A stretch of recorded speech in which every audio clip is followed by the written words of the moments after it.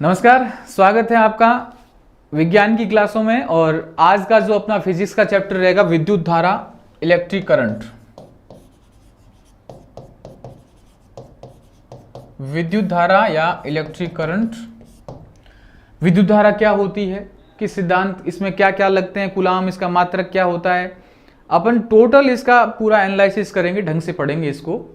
विद्युत धारा कि अपन क्या क्या उपकरण कैसे काम करते हैं, किस क्रम में लगे होते हैं, प्रतिरोध क्या होता है, ओम का नियम क्या होता है, विद्युत सेल कैसे काम करते हैं।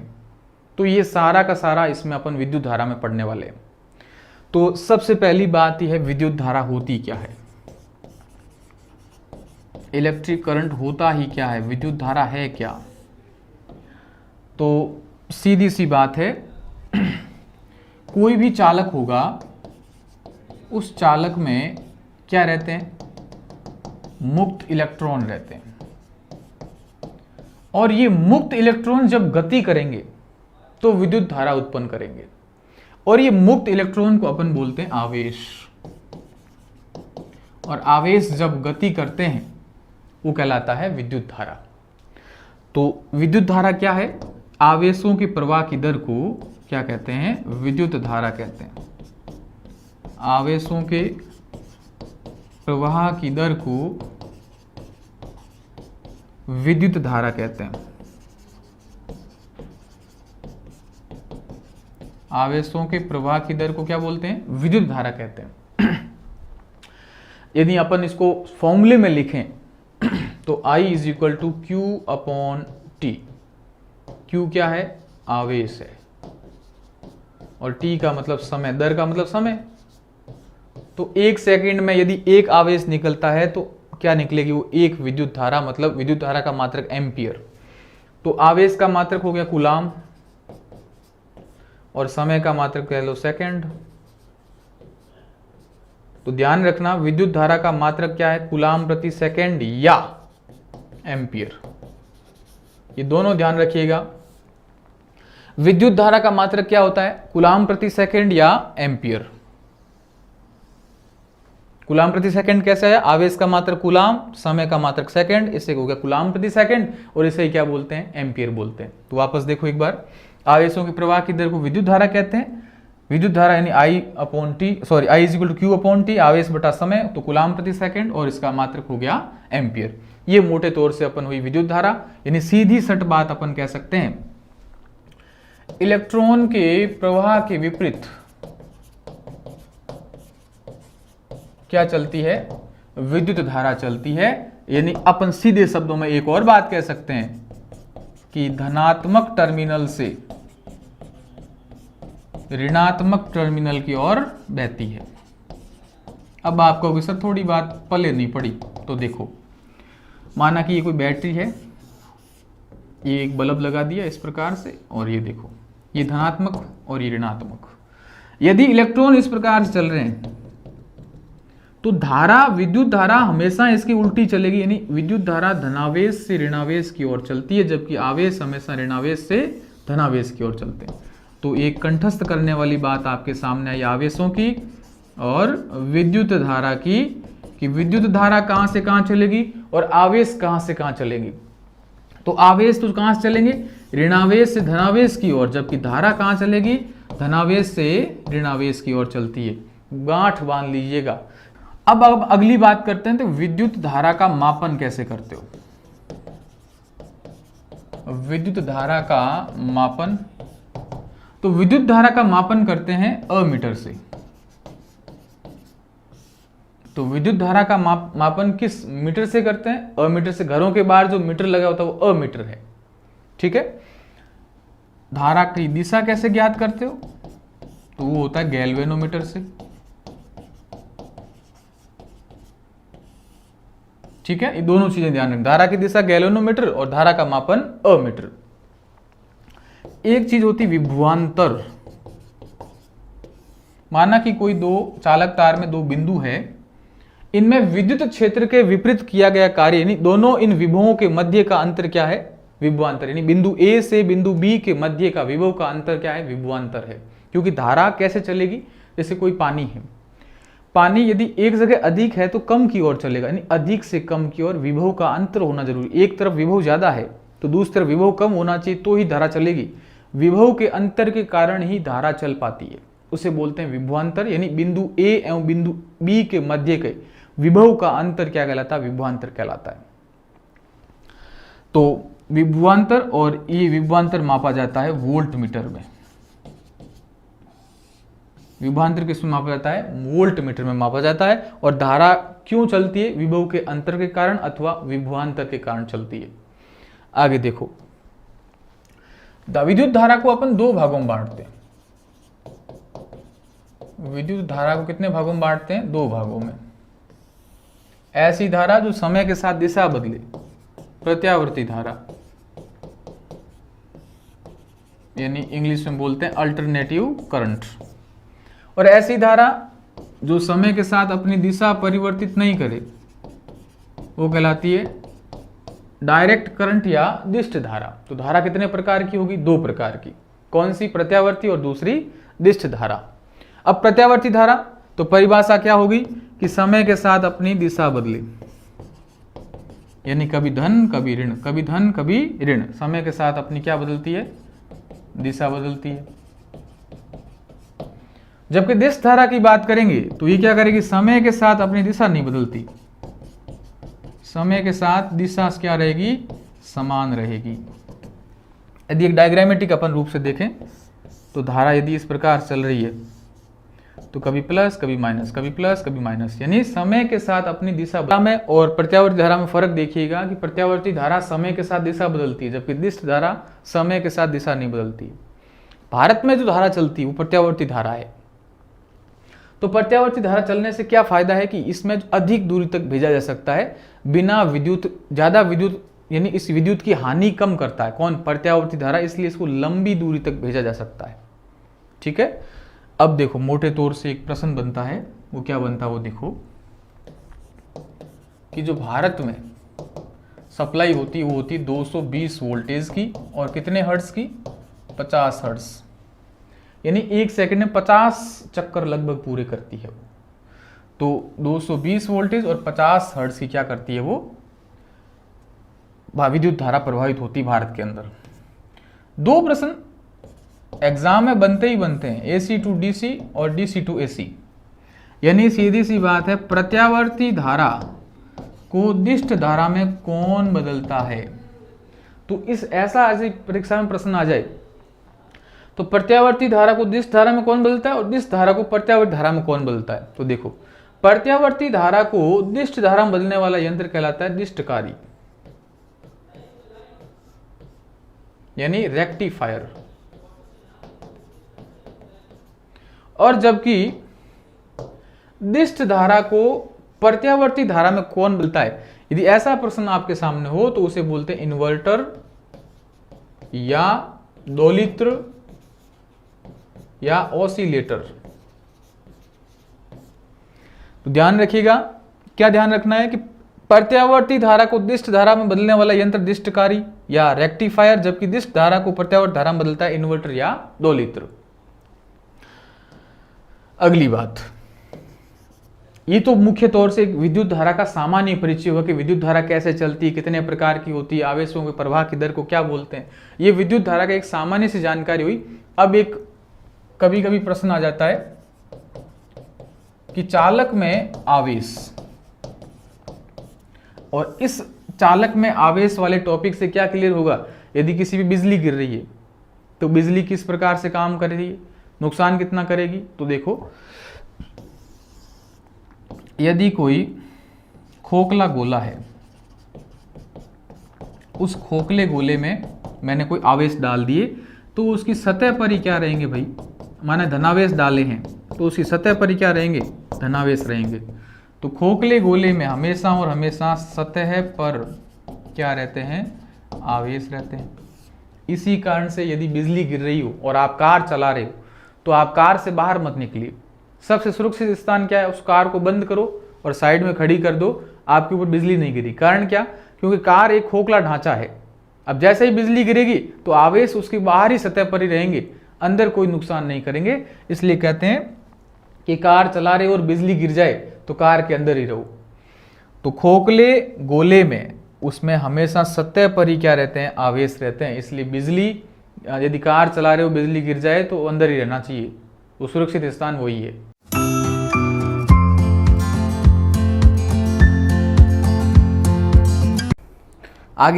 आगे अपना जो पढ़ता है वो है ओम का नियम। ओम ने क्या कहा था, तो रूल ऑफ ओम। इस ओम ने कहा था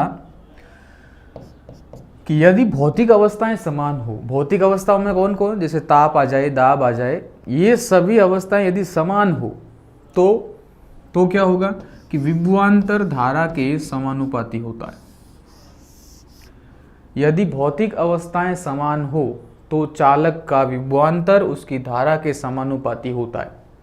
तो ओम का नियम, यदि क्या समान हो, भौतिक अवस्थाएं। अब भौतिक अवस्थाएं का मतलब समझ गए होंगे, दाब ताप, यदि क्या हो, समान हो, नियत हो, तो क्या होगा, विभवांतर किसके समानुपाती होता है, धारा के समानुपाती होता है। V का मतलब विभवांतर और I का मतलब धारा, तो ये किसके होती है, विभवांतर के समानुपाती होती है। एक बात तो ये, जब इस समानुपाती का निशान को हटाया तो V is equal to IR या RI एक ही बात है। अपन याद करने के लिए इसको R को पीछे लिखा था।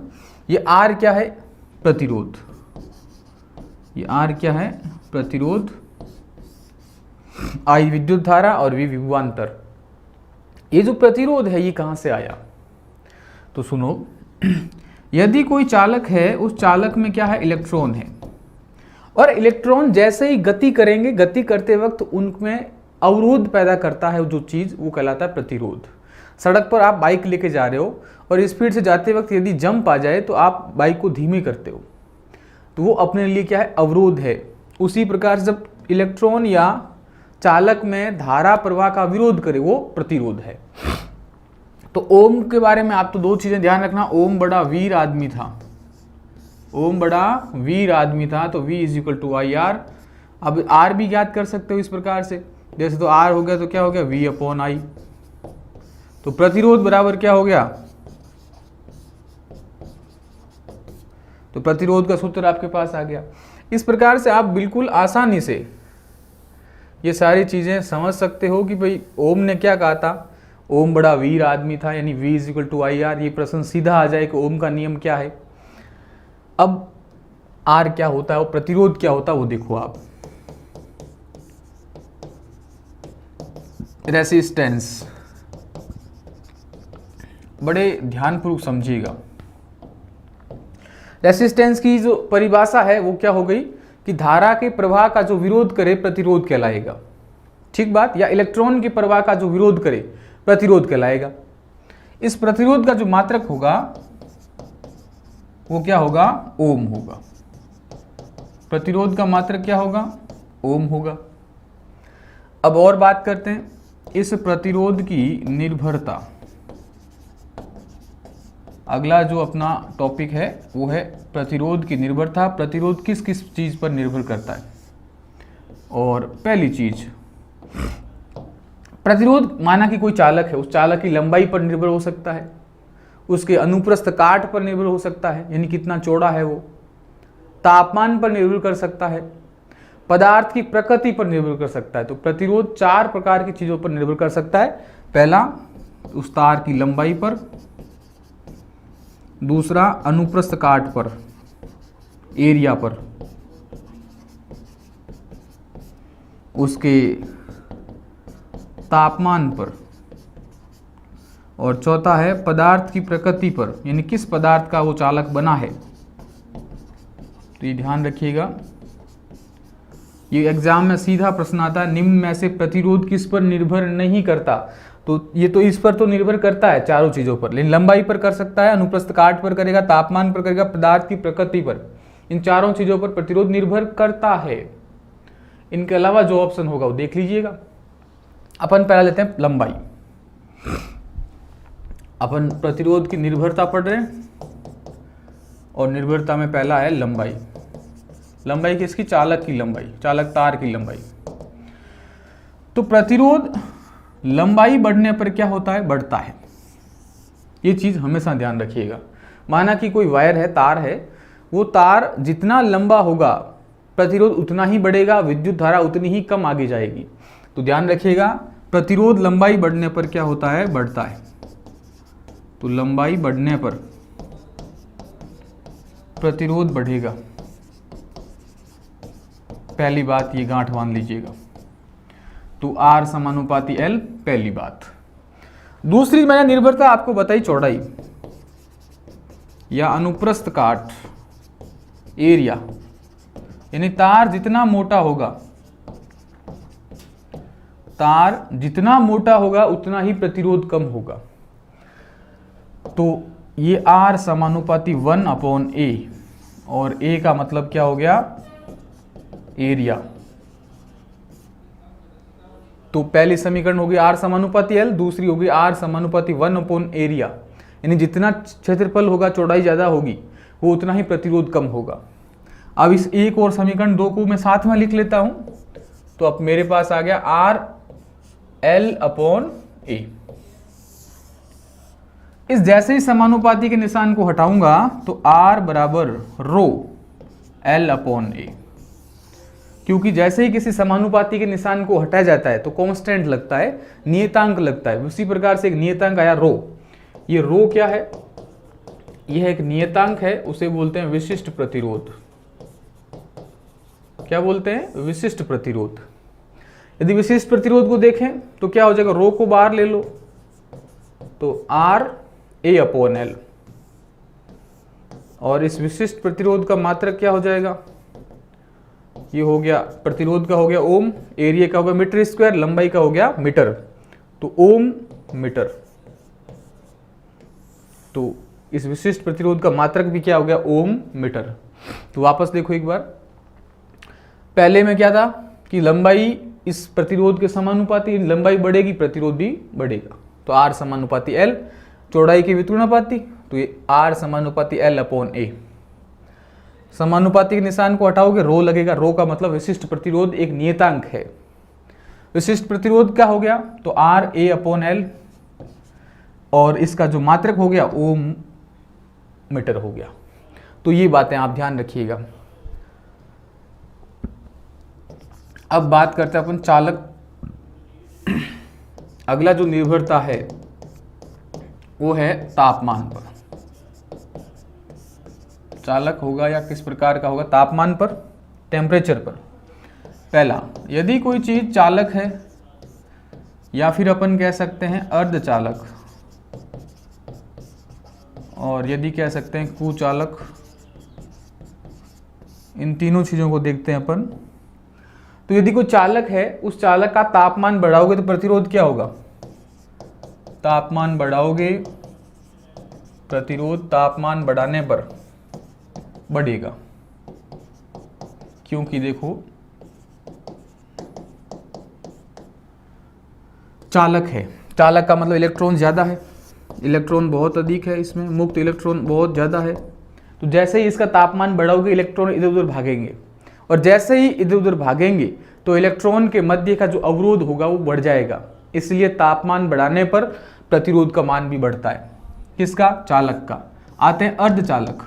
अर्धचालक का जैसे ही तापमान बढ़ाओगे तो प्रतिरोध तापमान बढ़ाने पर कम होगा। ये कई बार पूछा हुआ है कि अर्धचालक का, यानी जो इसमें इलेक्ट्रॉन थोड़ी मात्रा में कम है, उसका तापमान बढ़ा दोगे तो उसका जो प्रतिरोध है वो कम हो जाएगा। ये वेरी वेरी इंपॉर्टेंट, ध्यान रखना। अर्धचालक कौन कौन से? जैसे सिलिकॉन हो गया, जर्मेनियम हो गया।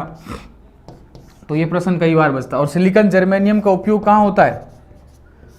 ये होता है कंप्यूटर की चिप बनाने में,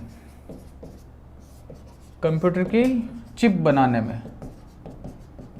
तो ये भी ध्यान रखिएगा, सिलिकॉन और जर्मेनियम का उपयोग कंप्यूटर की चिप बनाने में किया जाता है।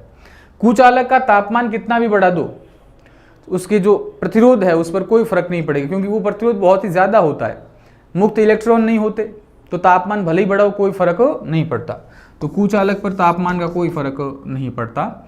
दो चीजें ध्यान रखना, चालक का प्रतिरोध ताप बढ़ाने के साथ बढ़ेगा, जबकि अर्धचालक का प्रतिरोध तापमान बढ़ाने के साथ कम होगा। अर्धचालक कौन से, जैसे सिलिकॉन और जर्मेनियम, इनका उपयोग कंप्यूटर की चिप बनाने में किया जाता है, सोलर सेलों में किया जाता है, डायोड बनाने में किया जाता है। सोलर सेल मतलब सोलर की प्लेटें होती है वो, और डायोड बनाने में किया जाता है। ये बातें आप ध्यान रखिएगा। अब अपन पदार्थ पर देखते हैं, चौथा कि पदार्थ की प्रकृति पर।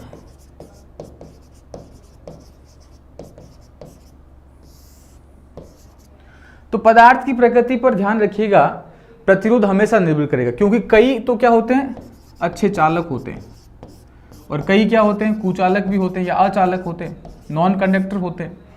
तो जैसे चांदी एकदम क्या होता है, सुचालक होता है। यदि आपसे पूछ लेना चांदी या अर्जेंटम, सबसे चालक धातु कौन सी है, चांदी या अर्जेंटम, ये प्रश्न आता है सीधा कि सबसे चालक धातु कौन सा, तो चांदी या अर्जेंटम। उसके बाद में अपन और देखें तो कॉपर, उसके बाद एल्यूमिनियम। तो ये क्या होते हैं, चालक धातुएं होती है, और बहुत ही अधिक, कॉपर यानी तांबा, एल्यूमिनियम। सर्वाधिक चालक चांदी, चांदी के बाद कॉपर, कॉपर के बाद एल्यूमिनियम। तो पदार्थ की प्रकृति पर भी प्रतिरोध निर्भर करता है, क्योंकि कई पदार्थ तो बहुत अधिक चालक होते हैं और कई पदार्थ कम चालक होते हैं। अब अगला अपना आता है चालकत्व। चालकत्व का मतलब होता है इलेक्ट्रॉन कितनी जल्दी उसमें प्रवाहित होता है, वो कहलाता है चालकत्व। तो चालकत्व जिसमें जो प्रतिरोध का उल्टा होती है, जितना प्रतिरोध कम होगा उतनी ही चालकत्व क्या होगा, ज्यादा होगा। तो अपन कह सकते हैं चालकत्व यानी कंडक्टिविटी 1/R, यानी सीधी सी बात है, प्रतिरोध कम तो चालकत्व ज्यादा, कंडक्टिविटी ज्यादा। इसका जो मात्रक है चालकत्व का वो है महो या ओम इनवर्स। ये ध्यान रखें, क्योंकि प्रतिरोध का मात्रक ओम हो गया और इस एक को हटाने पर इनवर्स हो गया। तो ध्यान रखिएगा, चालकत्व का जो मात्रक होता है महो या ओम इनवर्स होता है, और इसका ऐसा ही मात्रक कहें अपन, वो होता है सीमेंज। तो चालकत्व का मात्रक क्या होता है, सीमेंज होता है। वापस देखो, चालकत्व का मतलब होता है जितना प्रतिरोध कम होगा उस पदार्थ का, चालकत्व उतना ही ज्यादा होगा। तो C = 1/R, प्रतिरोध कम चालकत्व ज्यादा, मात्रक क्या हो गया, महो या ओम इनवर्स, और ऐसा ही मात्रक क्या हो गया, सीमेंज हो गया। अगला देखो आप, अगला है प्रतिरोधों का संयोजन। प्रतिरोधों का संयोजन। प्रतिरोधों का दो तरह से अपन संयोजन कर सकते हैं, एक तो लीनियर फॉर्म में यानी श्रेणी क्रम में, लीनियर फॉर्म में कर सकते हैं, और दूसरा पैरेलल फॉर्म में या समांतर क्रम में। ठीक है, तो प्रतिरोधों का संयोजन दो तरह से, समांतर क्रम में और दूसरा श्रेणी क्रम में। अब देखिए इसको अलग अलग करके देखते हैं। जब भी श्रेणी क्रम में संयोजन होगा तो उसमें धारा क्या रहेगी, धारा रहेगी समान यानी I बराबर रहेगी। दूसरा विभवांतर हमेशा अलग अलग होगा, विभवांतर अलग अलग। ये सीधा एग्जाम में प्रश्न आता है कि श्रेणी क्रम संयोजन में धारा क्या रहती है, धारा एक समान रहेगी, क्योंकि धारा का प्रवाह तो एक समान ही होगा, लेकिन विभवांतर अलग अलग होंगे। जबकि समांतर क्रम में ध्यान रखिएगा, धारा अलग रहेगी और विभवांतर क्या रहेगा, एक रहेगा।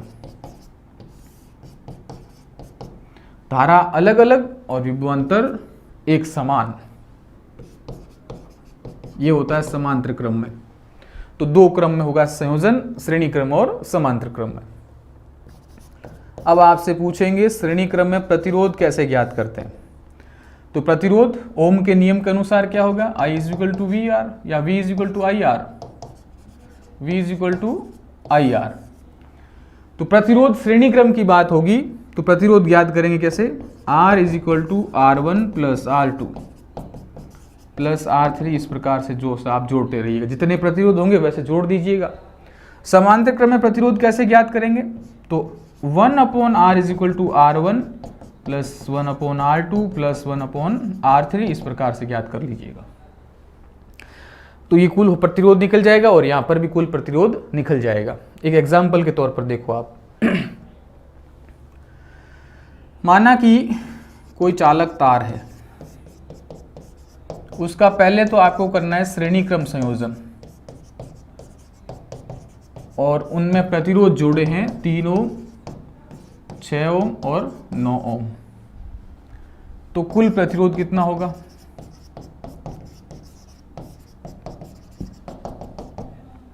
दूसरा उसका संयोजन किया आपने समांतर क्रम,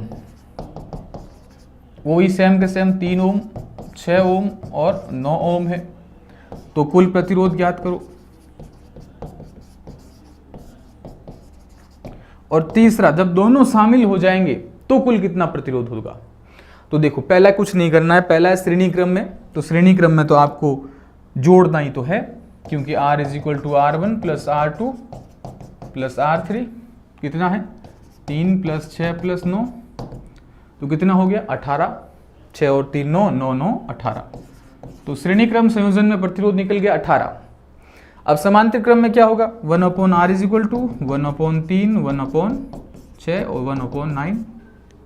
अब आपको इनका ले लेना लसब, निकाल लो ऐसे करके। तो ये हो गया 18, 6 तिया 18, 3 और 2, 11/18। 11/18 क्या है? 1/R is equal to 11/18। तो क्या हो गया? R बराबर 18/11 ओम। तो ये समांतर क्रम में हो गया। तो इस प्रकार से प्रतिरोध ज्ञात करते हैं। अब दोनों को शामिल कर दिया, शामिल करने पर इसको और इसको क्या कर लो? जोड़ लो। तो वो फिर इस प्रकार से प्रतिरोध का निकाला जाता है। अब देखिए इनके एग्जाम्पल यानी उदाहरण कहाँ काम आते हैं, ये श्रेणी क्रम संयोजन और समांतर क्रम संयोजन। तो जब प्रतिरोधों के संयोजन में श्रेणी क्रम का उपयोग होता है तो विद्युत स्विच, जो घरों में अपने स्विच लगे होते हैं खटके, तो वो किस संयोजन में होते हैं? श्रेणी क्रम में होते हैं। चाइनीज जो लाइट होती है, लड़ियां, चाइनीज सजावटी लड़ियां है ना, दीपावली वगैरह पे घर के आगे लगाते हैं। और यदि अपन बात करें स्ट्रीट लाइट यानी रोड लाइट, जो पहले के समय में एक यदि लाइट फ्यूज हो जाती थी तो सारी लाइटें उस रोड की बंद हो जाती थी, लेकिन वर्तमान में समांतर क्रम में करने लग गए।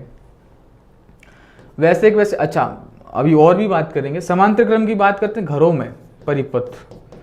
घरों में परिपथ का संयोजन किस क्रम में होता है? यानी घर में अपन को जिस चीज को बंद करना होता है उसी का स्विच दबाते हैं। इसका मतलब सारे जो परिपथ बना हुआ है वो कैसा है? समांतर क्रम में। देखो डायग्रामेटिक देख लो एक बार, ये इस प्रकार से होता है समांतर क्रम का।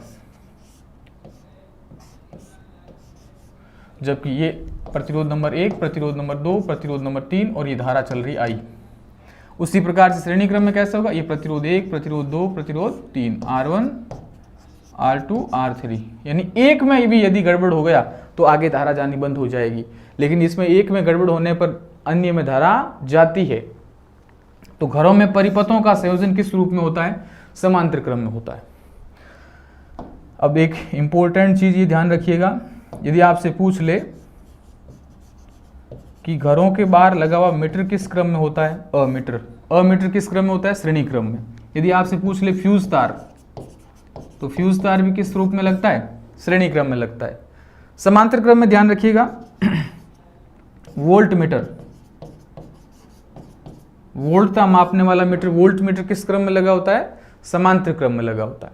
तो वोल्ट मीटर समांतर क्रम में, जबकि अमीटर और फ्यूज तार श्रेणी क्रम संयोजन में लगे होते हैं। तो एक बार इसको वापस देखो, धारा इसमें समान, धारा अलग अलग, विभवांतर अलग अलग, विभवांतर एक समान।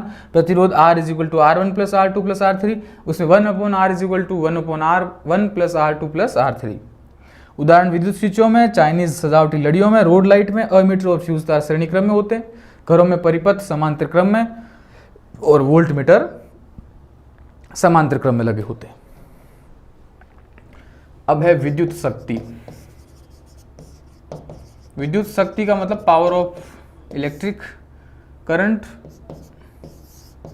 तो पावर किसे कहते हैं? कार्य करने की दर ही क्या है? शक्ति है। यानी कोई कार्य कितना करता है वही उसकी क्या है? शक्ति है। तो शक्ति यानी पावर बराबर VI, P is equal to VI। ये क्या होता है? विद्युत शक्ति का सूत्र होता है, और इसका शक्ति को वाट में मापते हैं। ये मात्रक है इसका शक्ति का, क्या है? वाट। तेरी वाट लगा दूंगा, तो शक्ति का मात्रक क्या है? वाट है। इस बात को ध्यान रखिएगा। अब यदि कार्य के शक्ति को अपन सामान्य तौर से देखें तो शक्ति क्या होती है? कार्य करने की दर, W/T। यानी कार्य करने की दर ही क्या होती है? शक्ति होती है। तो कार्य का मात्रक क्या होता है? जूल। दर का मतलब सेकंड, तो इसका मात्रक ये भी होता है शक्ति का, जूल प्रति सेकंड या वाट, या P is equal to VI। ये शक्ति का सूत्र हो गया। विद्युत शक्ति P is equal to VI, इसका मात्रक वाट, शक्ति, कार्य करने की दर यानी जूल प्रति सेकंड भी इसका मात्रक होता है। एक अपन सुनते हैं अश्व शक्ति, और एक अश्व शक्ति में 746 वाट होते हैं। एक अश्व शक्ति में कितने वाट होते हैं?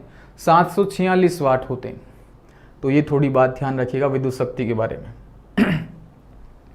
अब अपन पढ़ते हैं विद्युत के प्रभाव, यानी विद्युत कौन कौन से प्रभाव दर्शाती है? इम्पैक्ट ऑफ इलेक्ट्रिक करंट, और सबसे पहला जो प्रभाव है वो होता है ऊष्मीय प्रभाव, क्योंकि विद्युत ऊष्मीय प्रभाव भी दर्शाती है। दूसरा है रासायनिक प्रभाव, यानी आपने देखा होगा विद्युत सेल रासायनिक प्रभाव के माध्यम से चलता है। तीसरा विद्युत चुंबकीय प्रभाव,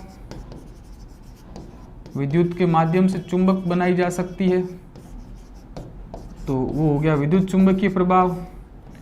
चौथा अपन देखें विद्युत का यांत्रिक प्रभाव,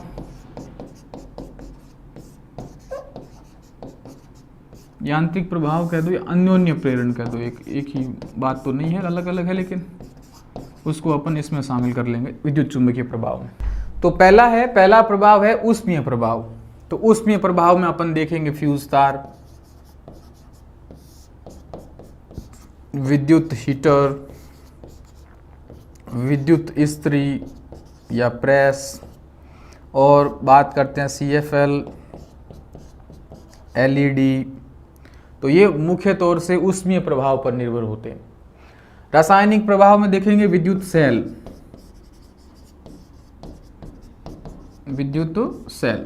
विद्युत चुंबकीय प्रभाव में जैसे अपन पढ़ेंगे जनित्र, विद्युत मोटर, जनित्र, और अपन देख सकते हैं विद्युत क्रेन, इलेक्ट्रिक बेल यानी विद्युत घंटी। ये विद्युत के चुंबकीय प्रभाव पर आधारित है। अन्योन्य प्रेरण, तो अन्योन्य प्रेरण पर कार्य करता, प्रेरण लिख सकते हो या प्रभाव एक ही बात है, प्रेरण, इस पर कार्य करता ट्रांसफार्मर। विद्युत के अन्योन्य प्रेरण पर कौन सी युक्ति काम करती है? ट्रांसफार्मर काम करता है। ये बहुत बार पूछा हुआ है, तो एक एक करके अपन चर्चा करते हैं इस पे। पहला है फ्यूज तार। फ्यूज तार किसका बना होता है? फ्यूज तार बनता है सीसा और टिन से, पीबी और टिन से, स्टर्नम से। तो फ्यूज तार, यदि आदर्श फ्यूज तार की बात करेंगे तो सीसा और टिन से बनता है। हालांकि फ्यूज तार तो अपन किसी से भी बना देते हैं, जैसे ही कोई लाइट हुई, शॉर्टकट हुआ, तो जैसे ही फ्यूज तार जला अपन क्या करेंगे, तार लिए तांबे वाले और जोड़ दिया, फ्यूज बन गया वापस। पर यह आदत गलत है, क्योंकि यदि वैसा आपने जोड़ा तो तार टूटेगा नहीं। जैसे ही शॉर्ट सर्किट हुआ तो शॉर्ट सर्किट होते ही वो तार टूटेगा नहीं तो पूरे घर के पहले इलेक्ट्रिक सर्किट जलाएगा, फिर वो फ्यूज तार गलेगा, फिर विद्युत धारा कटेगी। लेकिन जब आदर्श फ्यूज तार होता है, वो शॉर्ट सर्किट होते ही क्या होगा, ये पिघल जाएगा, सीसा और टिन वाला तार पिघल जाएगा, और पिघलते ही क्या होगा, जो भी आगे की विद्युत सप्लाई बंद हो जाएगी, जो उपकरण है वो सुरक्षित रहेंगे। तो इसका काम क्या होता है, कार्य लघुपतन या शॉर्ट सर्किट में परिपथ की रक्षा करता है। लघु पतन में किसकी सुरक्षा करता है? उपकरणों या परिपथ की सुरक्षा करता है, आगे विद्युत धारा भेजने में बाधा उत्पन्न कर देगा। तो टूट जाएगा तार तो आगे विद्युत धारा नहीं जाएगी। ये किस क्रम में लगता है? श्रेणी क्रम में लगता है।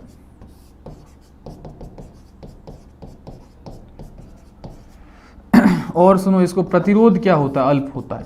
प्रतिरोध होता है कम, इसका गलनांक भी क्या होता है? कम होता है। तो प्रतिरोध कम और गलनांक कम होने के कारण ही जैसे ही शॉर्ट सर्किट हुआ तो जो सर्किट होगा उसमें थोड़ा तापमान बढ़ेगा, उसमें मान बढ़ेगा, उसमें मान बढ़ते ही फ्यूज तार पिघल जाएगा, तो शॉर्ट सर्किट से बच सकते हैं। और इसी की जगह वर्तमान में एमसीबी का उपयोग होता है, मिनिएचर सर्किट ब्रेकर का। मिनिएचर सर्किट ब्रेकर का जैसे ही लोड बढ़ेगा तो लोड बढ़ने पर ये जो एमसीबी होता है उसका स्विच अपने आप बंद हो जाता है, तो वो कहलाता है मिनिएचर सर्किट ब्रेकर। तो ये मुख्य बातें होगी किसकी? फ्यूज तार की। दूसरा अपन बात करते हैं फ्यूज तार के बाद में हीटर की। हीटर की बात कर लेते हैं। तो हीटर में देखिएगा आप, हीटर जो ऊष्मा को ग्रहण करता, विद्युत धारा को ग्रहण करने के बाद ऊष्मीय प्रभाव उत्पन्न करता है। तो हीटर क्या करता है? विद्युत ऊर्जा को ऊष्मीय ऊर्जा में बदलता है। विद्युत ऊर्जा को ऊष्मीय ऊर्जा में बदलता है, एक बात ये। दूसरा, इसमें जो हीटर का तार होता है वो नाइक्रोम का बना होता है। किसका बनता है? नाइक्रोम का। और नाइक्रोम एक मिश्र धातु होता है जिसमें निकल और क्रोमियम मुख्य तौर पर होते हैं। कौन कौन? निकल, कॉपर भी होता है, कॉपर, निकल और क्रोमियम। ठीक है, तो ये मुख्य तौर से उसमें संगठन होता है किसका? निकल और क्रोमियम का, विद्युत हीटर के अंदर। अगला अपन बात करते हैं इस्त्री। इस्त्री में भी इस प्रकार का प्रोसेस होता है ना। अगला है CFL का फुल फॉर्म क्या होता है? तो compact fluorescent lamp. Compact fluorescent lamp. इसमें क्या होता है? फिलामेंट होता है, वो फिलामेंट जलता है। फिलामेंट जलेगा तो क्या होगा? जिसमें पारा वगैरह जो गैसें भरी होती है, वो आयनित गैसें होती है, वो चमक उत्पन्न करती है, इसलिए वो जला हुआ महसूस होता है। एलईडी। एलईडी का फुल फॉर्म होता है लाइट एमिटिंग डायोड। इसमें डायोडों का उपयोग होता है। और अगला आता है बल्ब। बल्ब की तुलना में वो दोनों अच्छे होते हैं क्योंकि विद्युत की क्षति कम करते हैं। बल्ब की खोज किसने की थी? तो टॉमस अल्वा एडिसन ने की थी। बल्ब में जो फिलामेंट होता है वो होता है टंगस्टन का। किसका होता है? वुल्फम का होता है, डब्ल्यू का होता है, डब्ल्यू नहीं वुल्फम। ये एक भारी धातु होता है। तो बल्ब में जो फिलामेंट्स होता है, ये फिलामेंट किसका होता है? टंगस्टन या वुल्फम का होता है। इसका प्रतिरोध उच्च होता है। प्रतिरोध क्या होता है? उच्च होता है। तो प्रतिरोध उच्च होने पर जैसे ही विद्युत धारा प्रवाहित करोगे तो उसमें प्रभाव दर्शाएगा, जिससे अपन को प्रकाशीय ऊर्जा प्राप्त होती है। तो एडिसन ने खोज की फिलामेंट टंगस्टन या वुल्फम का होता है, भारी धातु होता है, तो इसका प्रतिरोध भी कैसा होता है? उच्च होता है। ये बातें हुई बल्ब की। अगला जो अपना आता है विद्युत सेल।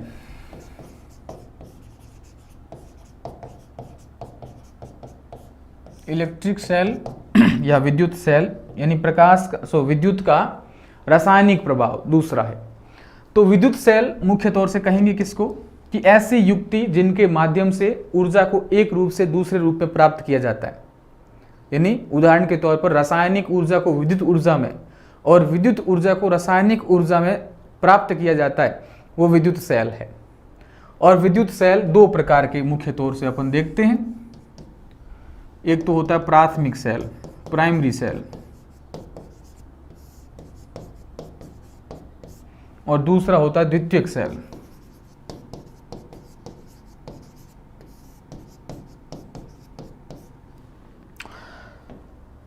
ये जो सिलेबस चल रहा है प्रीलिम्स और एसआई आरपीएससी के जो एग्जाम्स हैं ऑप्शनल लेवल के, उसमें ये पूछे जाते हैं। तो प्राथमिक सेल क्या होते हैं?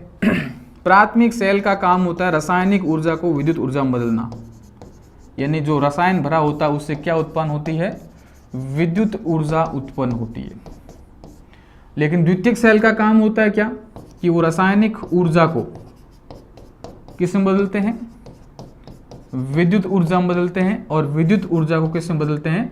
रासायनिक ऊर्जा में बदलते हैं। दोनों काम करता है द्वितीयक सेल, रसायन को विद्युत में, विद्युत को वापस रसायन में। जबकि प्राथमिक सेल का एक ही काम है, वो क्या है? रसायन को विद्युत में बदलना। ठीक है, इन्हें चार्ज नहीं किया जा सकता, यानी पुनः इन्हें आवेशित नहीं कर सकते, जबकि द्वितीयक सेल को आवेशित किया जा सकता है, यानी बार बार इसका उपयोग ले सकते हैं। आवेशित किया जा सकता है यानी चार्ज किया जा सकता है। अगला प्राथमिक सेल की खास बात क्या है? कि इन्हें बार बार उपयोग ले सकते हैं, बार बार उपयोग नहीं ले सकते हैं, जबकि इन्हें बार बार उपयोग लिया जा सकता है।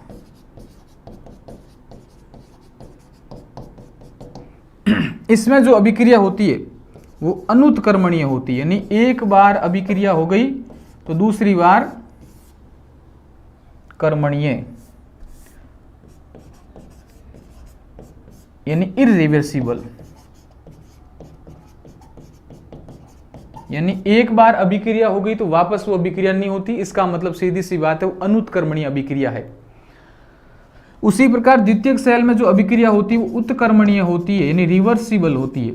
यानी एक बार जो प्रोडक्ट बन गया उससे वापस प्राथमिक प्रोडक्ट बनाया जा सकता है, यानी जिससे जो बना है उसको वापस बनाया जा सकता है, इसलिए इसका बार बार उपयोग लिया जा सकता है। तो प्राथमिक सेल रासायनिक ऊर्जा को विद्युत ऊर्जा में, जबकि ये रसायन को विद्युत में और विद्युत को रसायन में परिवर्तन करते हैं। चार्ज नहीं कर सकते, चार्ज कर सकते हैं। बार बार उपयोग नहीं कर सकते, बार बार उपयोग कर सकते हो। अनुत्क्रमणीय अभिक्रिया दर्शाते हैं, उत्क्रमणीय अभिक्रिया दर्शाते हैं कौन से? सेकेंडरी सेल्स या द्वितीयक सेल। अब इनके एग्जांपल्स देखिएगा आप। उदाहरण तो लेक्सांसी सेल, जो अपन प्रयोगशाला में लेते थे उपयोग, लेक्सांसी सेल, डैनियल सेल,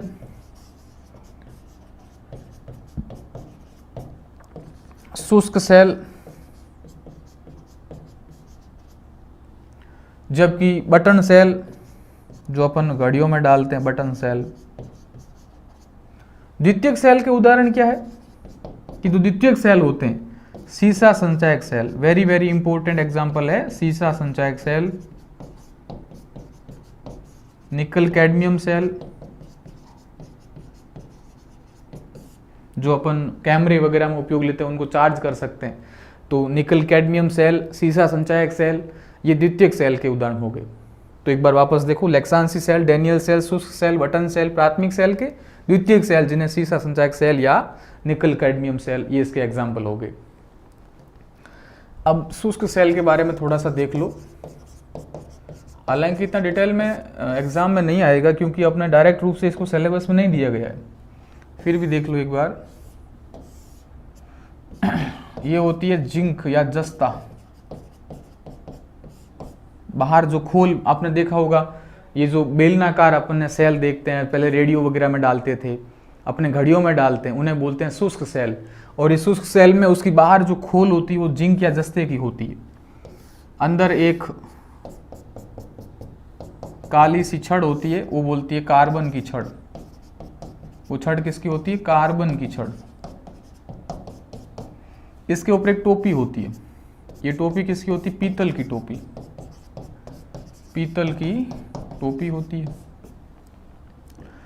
इसमें जो भरा होता है, रसायन भरा होता है, इसमें एक अमोनियम क्लोराइड होता है, NH4Cl,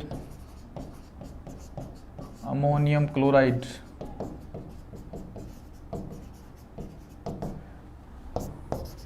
magnesium oxide, manganese oxide, MnO2, इस प्रकार के जो रसायन भरे होते हैं।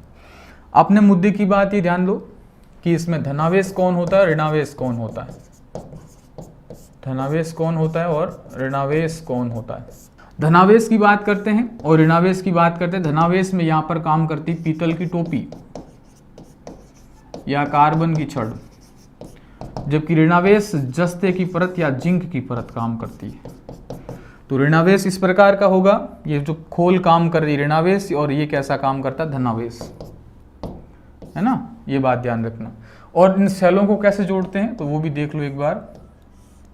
ये एक सेल हो गया, इससे दूसरा सेल इस प्रकार से जुड़ा होगा, यानी सीधी सी बात है, ये ऋणावेश है, ये धनावेश है, तो ऋण से जुड़ता है धन और धन से जुड़ता है ऋण। तो ये ध्यान रखिएगा, सेल इस प्रकार से जुड़ते हैं, यानी धनावेश से जुड़ेगा वापस ऋणावेश, मतलब ये ऋणावेश जो है उससे वापस धनावेश जुड़ा, दूसरे सेल का धन आवेश पहले सेल का ऋणावेश से जुड़ता है। ठीक है, तो ये हुआ मुख्य तौर से शुष्क सेल। अगला है सीसा संचायक सेल। देखो मोटे तौर से इसलिए बता रहा हूं क्योंकि थोड़ा सा ध्यान दे दो आप। इसमें एक प्लास्टिक का खोल होता है, उसमें इस प्रकार की छड़ें भरी होती है और ये छड़ें इस प्रकार से जुड़ी भी होती है। ये छड़ें होती लेड की, यानी पीबी की, पीबी की छड़ें होती, लेड की छड़ें होती, और इसमें जो मटेरियल भरा होता है वो होता है H2SO4 या सल्फ्यूरिक अम्ल। और ये एग्जाम में बनता है कि कौन सा अम्ल द्वितीयक सेल में या सीसा संचायक सेल में भरा होता है, सल्फ्यूरिक अम्ल। गाड़ियों की जो बैटरियां होती, ट्रैक्टर वगैरह की बैटरियां होती, उसमें सल्फ्यूरिक अम्ल का घोल भरा होता है, उसमें छड़ें होती, वो लेड की भरी होती है। तो लेड होता है और उसमें सल्फ्यूरिक अम्ल घोल भरा हुआ होता है। इसमें धनावेश और ऋणावेश की यदि अपन बात करें, एनोड और ऋणावेश कैथोड, तो इसमें धनावेश की भांति काम करता है कौन, लेड या सीसा, जबकि ऋणावेश की भांति काम करता है लेड परऑक्साइड, लेड परऑक्साइड। तो ये दो बातें ध्यान रखिएगा। इसका उपयोग कहाँ होता है, गाड़ियों की बैटरियों में, ट्रैक्टर की बैटरियों में, है ना, तो ये बातें ध्यान रखिएगा। धनावेश और ऋणावेश, धनावेश लेड काम करता है यानी छड़ें काम करती है, और ऋणावेश की भांति लेड ऑक्साइड बनता है सल्फ्यूरिक अम्ल से क्रिया के बाद में। इन्हें बार बार चार्ज किया जा सकता है। अगला जो अपना प्रभाव था वो था विद्युत चुंबकीय प्रभाव, विद्युत चुंबकीय प्रभाव, इलेक्ट्रोमैग्नेटिक इफेक्ट। और इलेक्ट्रोमैग्नेटिक इफेक्ट में आप देख लो मुख्य तौर से क्या क्या था, जैसे अपन ने पढ़ा था विद्युत मोटर और जनित्र।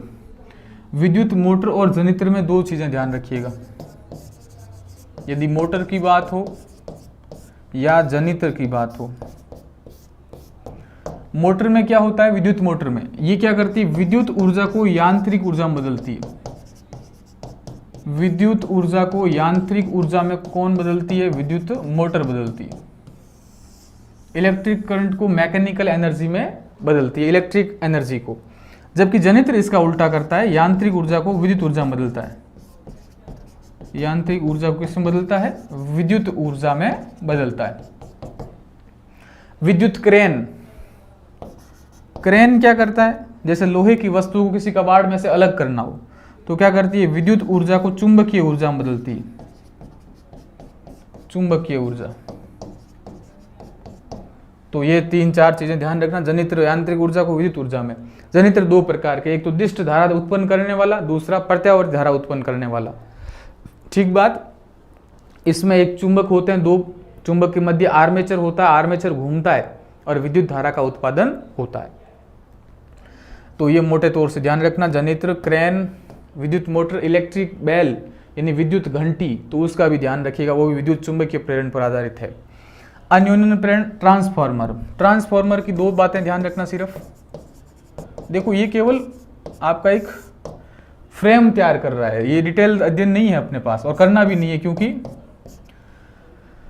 ये एनालिसिस वहां करना चाहिए ज्यादा जहां पर आपको बहुत डिटेल में करना हो, लेकिन ये तो अपने सामान्य रूप से पूछा जाता है। ट्रांसफार्मर ये वोल्टता को परिवर्तन करता है, इस बात को गांठ बांध लेना, क्योंकि आप सीधा करोगे ट्रांसफार्मर विद्युत धारा को परिवर्तित करता है, नहीं, वोल्टता को परिवर्तन करता है। तो इस बात को गांठ बांध लेना कि ट्रांसफार्मर का काम क्या होता है, वोल्टता को परिवर्तन करना, एक बात ये। दूसरा, इसमें इस दो प्रकार की कुंडलियां होती, प्राथमिक और द्वितीयक, तो दो प्रकार की, उच्चाई और अपचाई। ट्रांसफार्मर दो प्रकार के, एक तो होता ऊंचाई और दूसरा होता अपचाई।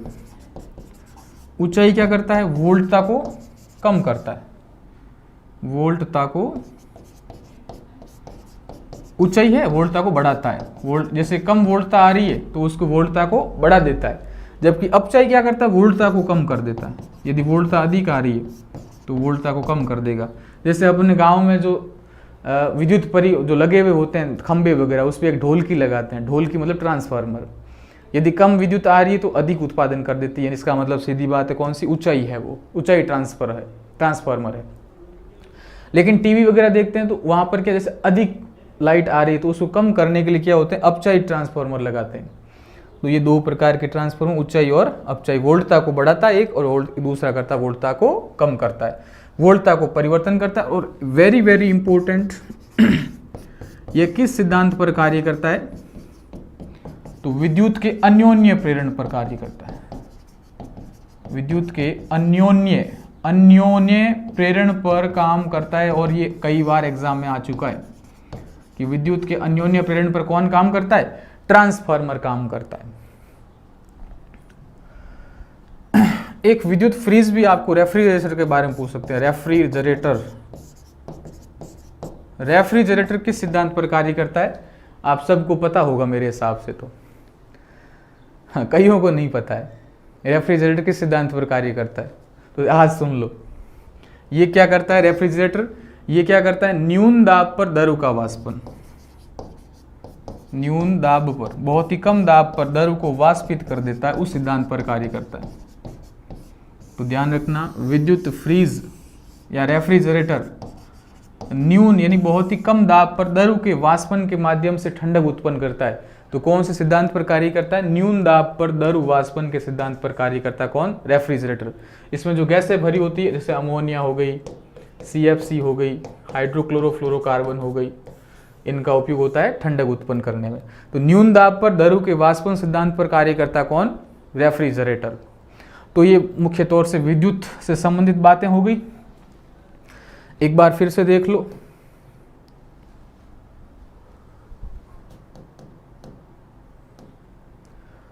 प्रतिरोध की बात की। प्रतिरोध आपको पता है विद्युत धारा के जो प्रवाह होता है उसमें बाधा उत्पन्न करता है, मात्रक ओम। प्रतिरोध की निर्भरता लंबाई पर, अनुप्रस्थ काट पर, तापमान पर और पदार्थ की प्रकृति पर। फॉर्मूला निकला R समानुपाती L अपॉन A, समानुपाती निशान हटाया, रो लगा, रो मतलब विशिष्ट प्रतिरोध, इसको रो बोलते हैं भैया ना। ओम इसका, ओम मीटर इसका क्या हो गया, मात्रक हो गया। तापमान पर निर्भर होता है, पदार्थ की प्रकृति पर, चांदी अच्छा चालक है, चालकत्व की बात हुई अपने, उसके बाद फिर प्रतिरोधों के संयोजन की बात हुई, विद्युत शक्ति की बात हुई, रेफ्रिजरेटर इस प्रकार से अपने फ्यूज तार वगैरह की बात हुई। तो ये अपना चैप्टर था विद्युत धारा, ठीक है। इसमें से मोटे मोटे तौर से अपने सारी चीज़ें पढ़ ली है, अच्छे से इसको पढ़िएगा, एक दो बार वीडियो को वापस देखिएगा, समझ में आएगा। मिलते हैं अगले वीडियो में, थैंक यू वेरी मच। उम्मीद है आपको ये वीडियो पसंद आया होगा। राजस्थान CET के चैनल पर आपको तमाम विषयों के पूरे वीडियोस उपलब्ध हैं, वहां जाके आप जरूर देखिएगा। और इसका अगला वीडियो देखना तो यहाँ पर आपको जो लिंक दे रखी वहां जरूर क्लिक करके अगला वीडियो देख सकते हैं। साथ में इस चैनल को सब्सक्राइब कीजिएगा और बेल आइकन जरूर दबाइएगा ताकि आपके पास नोटिफिकेशन पहुंच जाए और आप उस वीडियो तक पहुंच सकें। साथ में यदि आप हमसे टेलीग्राम चैनल पर नहीं जुड़े हैं तो टेलीग्राम चैनल की लिंक डिस्क्रिप्शन में दे रखी है, आप वहां जाके टेलीग्राम ज्वाइन कर सकते हैं ताकि आपको तमाम नोट्सों की PDF पहुंच सके। Thank you very much.